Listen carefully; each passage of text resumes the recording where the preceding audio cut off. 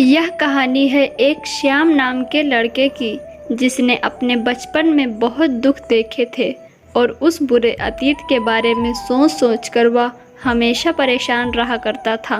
ना किसी से कुछ बोलता, ना हंसता, बस दुखी रहता। बचपन की एक घटना ने उसे जिंदगी से मायूस कर दिया था। एक दिन की बात है, कॉलेज में नए प्रोफेसर आए हुए थे। सारे बच्चे उनका लेक्चर अच्छे से सुन और समझ रहे थे।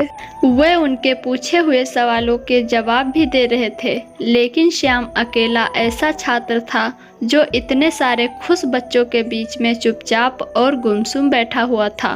प्रोफेसर ने अपने आने से पहले ही एक छात्र को नोटिस कर दिया, पर कुछ कहा नहीं। एक दिन प्रोफेसर ने श्याम के ऊपर ध्यान दिया तो उन्हें महसूस हुआ कि जब से वे आए हैं, श्याम को उन्हें बाकी बच्चों की तरह खुश और उत्साहित नहीं देखा। ऐसे ही कुछ एक आध महीने बीत गए। एक दिन उन्होंने लेक्चर खत्म होने के बाद श्याम को अपने ऑफिस में बुलाया। श्याम दुविधा में था कि प्रोफेसर उसे क्यों बुला रहे हैं।